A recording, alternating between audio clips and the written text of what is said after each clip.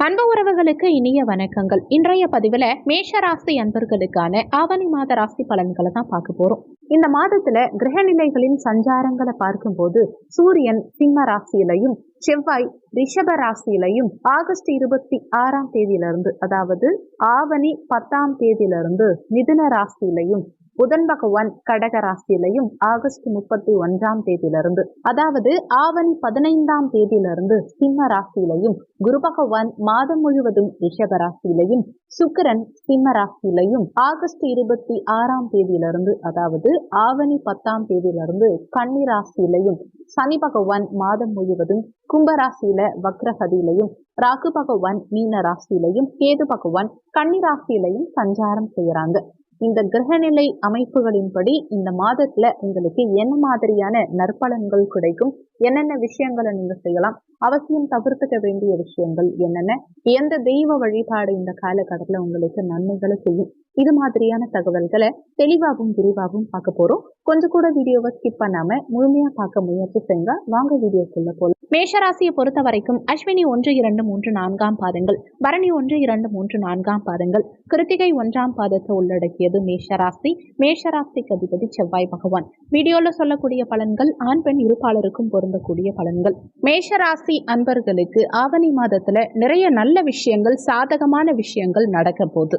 ஒவ்வொரு ராசிக்கும் ஒரு விதமான சந்தோஷம் கிடைக்கிற மாதிரி மேஷ ராசிக்கு பெருசா குரு பகவான் சந்தோஷங்களை ஏற்படுத்த மாட்டார். அவர் உங்களுக்கு விரையாதிபதி. குரு தனஸ்தானத்துல இருந்தாலும், செவ்வாயோட இணைந்து குருமங்கல யோகத்தோட இருந்தாலும் ஒரு சில மைனஸ் இந்த ஆடி மாதத்துல ஏற்பட்டிருக்கும். ஒரு சில எதிர்பாராத பொருள் இழப்புகள் ஏற்பட்டு இருக்கலாம். மனசுல ஒரு நிம்மதி இல்லாத சூழல், முக்கியமான சில விஷயங்களை செய்யறதுல தடங்கல்கள், அதே மாதிரி சில தேவையில்லாத நபர்களால வீட்டில் குழப்பம் ஏற்பட்டு இருக்கும். என்னதான் ஆஹா ஓஹோன்னு சொன்னாலும் பண பிரச்சனை சற்று அதிகரிச்சே இருந்திருக்கும். ஒரு சில நேரங்கள்ல நிதானத்தை இழந்திருக்கும். காரணம், முதல் விஷயம் என்னன்னா, உங்களுக்கு எவ்வளோக்கு எவ்வளோ கிரகங்கள் சாதகமா இருக்கோ அந்த அளவுக்கு கிரகங்கள் சற்று நெகட்டிவிட்டி கொடுக்குது. 30% 70% அளவுக்கு கெடுபலன்களையும் கொடுக்கக்கூடிய நிலையில இருக்கு. உங்க சுயஜாதகத்துல என்ன தசாபுத்தி நடக்குதுங்கிறத பார்க்கணும். அந்த தசாபுத்திக்கு இந்த ஆடி மாதமும் சற்று மாற்றத்தை கொடுக்கும். ஆனா ஆவணி மாதத்துல ஒரு விஷயம் தைரியமா சொல்லலாம். என்னன்னா, 5ஆம் இடம் பூர்வ புண்ணியஸ்தானம் உங்களுக்கு பலமாகுது. இந்த பூர்வ புண்ணியஸ்தானம் பலமானாலே மேஷராசி அன்பர்களுடைய வாழ்க்கையில பல்வேறு விதமான நல்ல விஷயங்கள் கண்டிப்பா நடக்கும். முதல் விஷயம் என்னன்னா, உங்க குடும்ப ஸ்தானாதிபதி, உங்க கலத்திர ஸ்தானாதிபதி பஞ்சமஸ்தானத்துல பூர்வ புண்ணியஸ்தானத்துல போய் அமர்றாங்க. இதனால திருமண யோகம்ங்கிறது ஒவ்வொரு மேஷராசி அன்பர்களுக்கும் இந்த காலகட்டத்துல உண்டு. அதே மாதிரி குடும்பத்துல இருந்த சிறு சிறு விரிசல்கள், பிரச்சனைகள், மனஸ்தாபங்கள், ஒரு பிசினஸ் ஸ்டார்ட் பண்ணணும்னு நினைக்கிறீங்கன்னா கூட அதுல ஒரு ஏமாற்றம் வந்திருக்கலாம். கணவன் மனைவிக்கிடையே சிறு சிறு கருத்து வேறுபாடுகள் ஏற்பட்டிருக்கலாம். பணம் கொடுக்கல் வாங்கல் சார்ந்த விஷயங்கள்ல சில பிரச்சனைகள் ஏற்பட்டிருக்கலாம். அதாவது காதல் செய்யலாமா வேண்டாமா, இல்ல ஒரு ரிலேஷன்ஷிப்ல இருக்கவங்க லைஃபை கண்டினியூ பண்ணலாமா வேண்டாமா, அப்படிங்கிற மாதிரி பல குழப்பங்கள் கண்டிப்பா மனசுல ஏற்பட்டிருக்கும். இந்த குழப்பங்களுக்கு மத்தியில் ஒரு தெளிவை உங்களுக்கு புதன் ஏற்படுத்துறார் இந்த மாதத்துல. உங்க முயற்சி ஸ்தானாதிபதி, உங்க ருணரோக சத்ருஸ்தானம் 6ஆம் இடத்து அதிபதி யாருன்னா புதன் தான். இந்த புதன் பஞ்சமஸ்தானத்துல சூரியனோட இணைந்து புதாதித்ய யோகத்தோட சஞ்சாரம் செய்யும் இந்த காலகட்டத்துல உங்க உடல் சம்பந்தப்பட்ட பிரச்சனைகள் நீங்கும். உடன் பிறந்தவர்கள் சம்பந்தப்பட்ட பிரச்சனைகளா இருந்தாலும் சரி, அதிலிருந்து ஒரு நிம்மதி தெளிவு இந்த காலகட்டத்துல கண்டிப்பா ஏற்படுத்துவார்.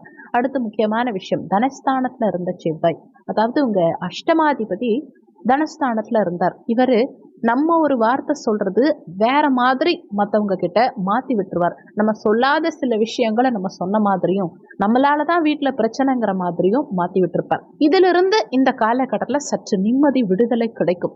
அஷ்டமாதிபதி செவ்வாய் தனஸ்தானம் குடும்பஸ்தானத்துல இருந்து பெயர்ச்சியாகி முயற்சி ஸ்தானத்துக்கு போனதுமே குடும்பத்துல இருந்த பிரச்சனைகள், உங்க வாக்கு சார்ந்த பேச்சு சார்ந்த விஷயங்களால இருந்த பிரச்சனைகள், அதே மாதிரி தனம் சார்ந்த விஷயங்கள்ல, பொருளாதாரம் சார்ந்த விஷயங்கள்ல இருந்த பிரச்சனைகளுக்கு எல்லாமே ஒரு முடிவு, தீர்வு இந்த காலகட்டத்துல உங்களுக்கு கிடைக்கும். கடந்த காலகட்டத்துல ஒரு சிலருக்கு நம்ம பெயர் புகழ் இதுக்கு ஒரு இழுக்கு ஏற்பட்டு இருக்கும். நம்ம பெயரை ரொம்ப அசிங்கப்படுத்தியிருப்பாங்க, அவமானப்படுத்தியிருப்பாங்க. இவ்வளோ நாளா நம்ம சேமிச்சு வச்ச சில நல்ல விஷயங்கள் நமக்கு கெடுதலை உண்டாக்கி இருக்கும், நமக்கு ரிவர்ஸ்ல திரும்பி இருக்கும். இந்த கெடுதலை உண்டாக்குதுங்கிறத விட நமக்கு மனசுல வாழ்க்கையில ஒரு ரணம் உண்டாயிடுச்சுன்னே சொல்லலாம். இதிலிருந்து இந்த காலகட்டத்தில் விடுதலை கிடைக்கும்.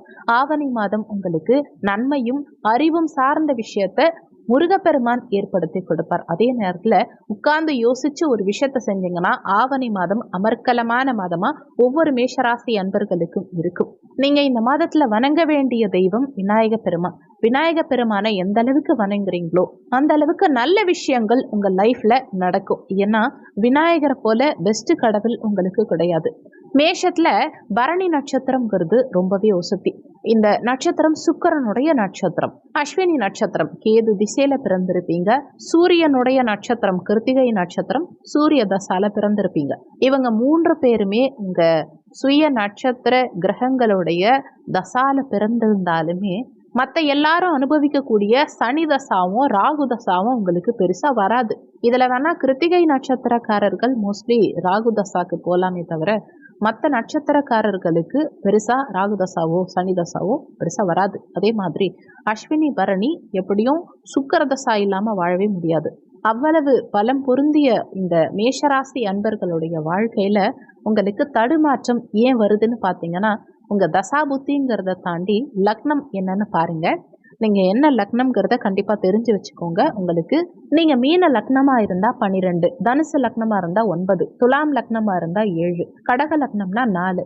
இந்த கவுண்டை வச்சுக்கிட்டு இந்த கவுண்டுக்கு தகுந்த மாதிரி விநாயகர் வழிபாடு செய்யுங்க. இப்போ உங்களுக்கு தொழில்ல ஒரு போட்டி, ஒரு பிரச்சனை இந்த மாசம் அப்படின்னா ஒரு 3. நீங்க மிதுன லக்னமா இருந்தா 3 சிதறு தேங்காய் உடைச்சிட்டு வாங்க. 3 சுற்று எப்போதுமே சுற்றுங்க. தொடர்ச்சியா 3 நாள் சுற்றுங்க விநாயகர் பெருமான. அதே மாதிரி உங்களுக்கு எந்த விநாயகர் ரொம்ப பெஸ்ட்னா கற்பக விநாயகர் ரொம்பவே பெஸ்ட். முடிஞ்சா இந்த மாதம் ஒரு நாள் பிள்ளையார்பட்டி கற்பக விநாயகரை போய் பார்த்துட்டு வர்றது உங்களுக்கு ரொம்பவே நல்லது. ஏன்னா சனி பகவான் உங்க லாபஸ்தானத்துல வக்ரகதியில இருக்கார். பணம் இவ்வளோ நாளா திடீர்னு செலவாகும். சுப விரயங்கள் திடீர்னு அதிகரிக்கும். உங்க குழந்தை திடீர்னு ஹெவியா உங்களுக்கு செலவு வைக்கலாம். இல்ல கல்விக்கு கூட பெருசா ஏதாவது காலேஜ் காட்டி அங்கதான் படிப்பேன்னு சொல்லலாம். ஒரு டாக்டருக்கு கூட படிக்கிறேன்னு சொல்லலாம். இல்ல வெளிநாட்டுல தங்கி படிக்கிற மாதிரி சூழல் வரலாம். ஹாஸ்டல்ல தங்கி படிக்கிற மாதிரி சூழல் வரலாம். அதுக்காக நீங்க கொஞ்சம் ஹெவியா செலவு பண்ற மாதிரி சூழல் வரலாம். கஷ்டப்பட்டு உடல் உழைப்பு இருந்துமே நிறைய நம்ம கஷ்டப்பட்டுமே உங்க கணவனோ மனைவியோ உங்களை புரிஞ்சுக்காம செயல்படுவாங்க. அப்பா அம்மா நம்மளை புரிஞ்சுக்க மாட்டாங்க.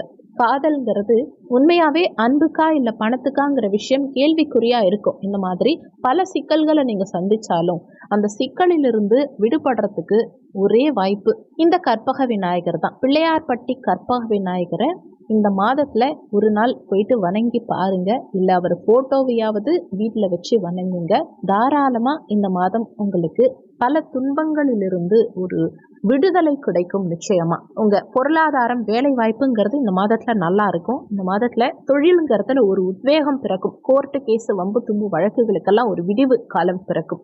வீட்டில் சுப நிகழ்ச்சிகள் நடக்கும். திருமணம், காது குத்து, கிரக பிரவேசம், வளைகாப்பு, இந்த மாதிரி நிறைய விஷயங்களுக்கு நீங்க போயிட்டு வந்தீங்க. அதிகமா சுப நிகழ்ச்சிகளை நீங்க போயிட்டு வரீங்க அப்படின்னா உங்களுக்கும் சுப நிகழ்ச்சிகள் கண்டிப்பா நடக்கும். மேஷராசி அன்பர்களுக்கு கடைசியா பணம்ங்கிறது தான் உங்களுக்கு பெரிய பிரச்சனையா இருக்கும். இந்த மாதம் ஒவ்வொரு ஆவணி ஞாயிற்றுக்கிழமை தினங்கள்லையும் சூரிய பகவான் வழிபாடு செஞ்சு பாருங்க. பண பிரச்சனை கண்டிப்பா மேஷராசி அன்பர்களுக்கு தீரும். இந்த வீடியோல உங்களுக்கு ஏதாவது சந்தேகம் இருந்தா கீழே இருக்க கமெண்ட் செக்ஷன்ல சொல்லுங்க. நன்றி. மற்றும் ஒரு நல்ல பதிவோடு மீண்டும் உங்களை சந்திக்கிறோம்.